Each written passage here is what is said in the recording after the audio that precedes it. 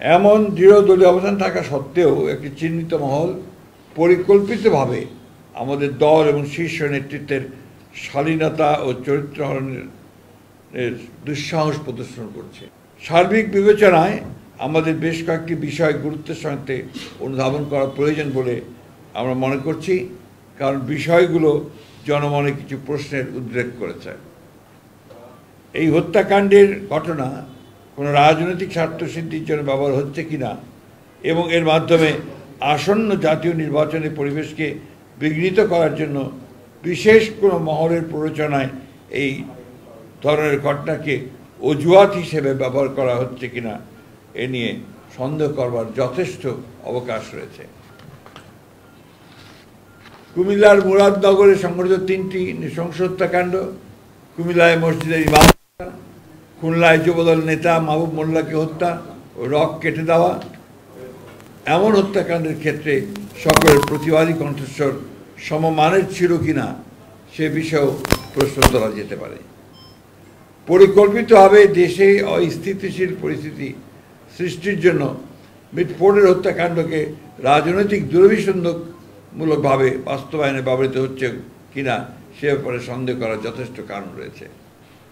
প্রকাশ্য দিবালোকে অসংখ্য মানুষের সামনে আইন প্রয়োগকারী সংস্থার নিকটবর্তী অবস্থান থাকা সত্ত্বেও এমন ঘটনার কোনো প্রতিরোধ না হওয়ায় পুরো ঘটনাটা সম্পর্কে জনমনে প্রশ্ন উদ্রেকের যথেষ্ট কারণ রয়েছে।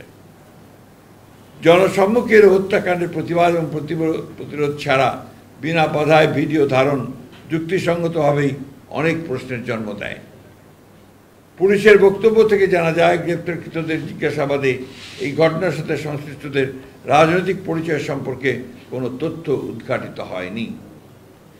মাত্র গুটি কয়েক সন্ত্রাসী দ্বারা প্রকাশ্যে এমন হত্যাকাণ্ড সংঘটিত হওয়ায় মাত্র 1 বছর আগে সংগঠিত জুলাই গণঅভ্যুত্থানের চেতনার সম্পূর্ণ বিপরীতে আইনের শাসন ধ্বংসের ষড়যন্ত্র বলেই বিবেচিত হতে পারে।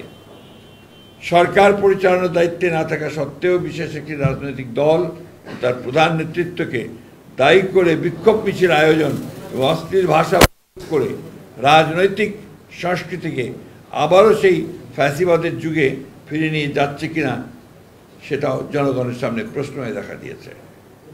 দেশে সুস্থ ধারা রাজনীতি প্রতিষ্ঠার গণ আকাঙ্ক্ষার বিপরীতে পরিকল্পিত অপপ্রচার, অশ্লীল স্লোগানের মাধ্যমে আবারও ফ্যাসিস্ট হাসিনা আওয়ামী লীগের কণ্ঠস্বরী প্রতিধ্বনি শোনা যাচ্ছে। পূর্ব পরিকল্পিতভাবে 9 জুলাইয়ের ঘটনা 11 জুলাই শুক্রবার জুমার নামাজের পর সবচেয়ে প্রাইম টাইমে ইন্টারনেটে ছড়ানো শুরু করা হয়েছিল। পরিকল্পিতভাবে নির্দিষ্ট কিছু সোশ্যাল মিডিয়া আইডি থেকে আগে থেকেই তৈরি করে রাখা ফটো কার্ডগুলো অনলাইনে ছড়ানো শুরু হয়। এ থেকে প্রতীয়মান হয় যে অনলাইনে ভুয়া তথ্য প্রচারের ক্যাম্পেইন শুরুর আগে থেকেই অপপ্রচার সামগ্রী তৈরি করে রাখা হয়েছিল। অপরাধীর জন্য কোনো অনুকম্পার সুযোগ নেই, তেমন পক্ষ অবলম্বনের প্রশ্ন উঠতে পারে না। শুধুমাত্র অভিযোগের ভিত্তিতে দলীয় পদ থেকে অপসারণের এমন দৃষ্টান্তমূলক পদক্ষেপকে স্বাগত না জানিয়ে পরিকল্পিতভাবে চরিত্র হনন দেশের গণতান্ত্রিক অভিযাত্রাকে প্রশ্নবিদ্ধ করে। ক্ষতিগ্রস্ত পরিবারের পাশে দাঁড়ানো এবং তাদের আইনি সহায়তা প্রদানের অঙ্গীকার থেকে আমাদের বিচ্যুত হবার সুযোগ নেই। নিহত সোহাগের রাজনৈতিক পরিচয় গুরুত্বপূর্ণ নয়, বরং তিনি দেশের একজন নাগরিক যিনি সন্ত্রাসের নির্মম শিকার। ফলে তার পরিবারের সাথে আমরা এই অপকর্মের দৃষ্টান্তমূলক শাস্তি দাবি করেছি। হত্যাকাণ্ডের দ্রুত বিচার ও দৃষ্টান্তমূলক শাস্তির দ্রুত কার্যকর করার বিষয়ে আমাদের দলীয় অবস্থান সুদৃঢ় ও অপরিবর্তিত। একটা বিষয় আমার মনে হয় যে আপনারা সবাই লক্ষ্য করেছেন যে পুলিশের যে ইনভেস্টিগেশন তার রিপোর্টে কিন্তু বলা হচ্ছে এটা কোনো চাঁদাবাজির ব্যাপার ছিল না, এটা সম্পূর্ণভাবে ব্যবসায়িক ঘটনা থেকে এটা সংঘটিত হয়েছে। সুতরাং এটাকে কালার বিশেষ করে আমাদের নেতাকে এর মধ্যে সম্পৃক্ত করার যে বিষয়টা আছে এটা পরিপূর্ণভাবে এটা একটা ষড়যন্ত্রমূলক চক্রান্তমূলক ঘটনা আমাদের দল এবং আমাদের চেয়ারপারসনকে দলীয় চেয়ারম্যানকে আপনার চিহ্নিত করার ব্যাপারে এবং তা ভাবমূর্তিকে বিনষ্ট করার জন্য। নৃশংস হত্যাকাণ্ডের অন্তর্নিহিত কারণ অনুসন্ধানের জন্য আমরা উপযুক্ত ব্যক্তিবর্গের সমন্বয়ে একটি তদন্ত ও তথ্যানুসন্ধানী কমিটি গঠনের সিদ্ধান্ত নিয়েছি, যারা প্রকৃত সত্য উদ্ঘাটন করবেন এবং তার জনসম্মুখে প্রকাশ করবেন। কিন্তু এই বিষয় নিয়ে যারা রাজনৈতিক পরিবেশ নষ্ট এবং জাতীয় নির্বাচনকে বাধাগ্রস্ত অনিশ্চিত করতে চান, প্রকারান্ত ফ্যাসিবাদ উত্থানের পথ যারা সৃষ্টি করতে চান, তাদেরকে চিহ্নিত করা ও প্রতিহত করার প্রত্যয় একই সাথে আমরা উচ্চারণ করতে চাই। বিএনপির অবস্থান বরাবরের মতোই খুব স্পষ্ট। অপরাধীর কোনো দলীয় পরিচয় থাকতে পারে না। ব্যক্তির অপরাধের সাথে দলের কোনো সম্পর্ক নেই। আমরা কুণ্ঠিত হই যখন লক্ষ্য করি বিকৃত রুচির বিকারগ্রস্ত গোষ্ঠী তাদের অশ্লীল কদর্য মানসিকতা কোমলমতি শিশু কিশোরদের কণ্ঠে ধ্বনিত করিয়ে আমাদের আগামী প্রজন্মের মূল্যবোধ ধ্বংস করছে, শুধুমাত্র তাদের কুৎসিত ষড়যন্ত্র বাস্তবায়ন করতে। শত বাধা অতিক্রম করে জনগণকে সাথে নিয়ে বাংলাদেশের মালিকানা বাংলাদেশের মানুষের কাছে ফেরত দেওয়াই আমাদের একমাত্র অগ্রাধিকার। বিগত 17 বছরের দীর্ঘ সংগ্রামে আমাদের কষ্টার্জিত সফলতা ব্যর্থ করার কোনো সুযোগ নেই।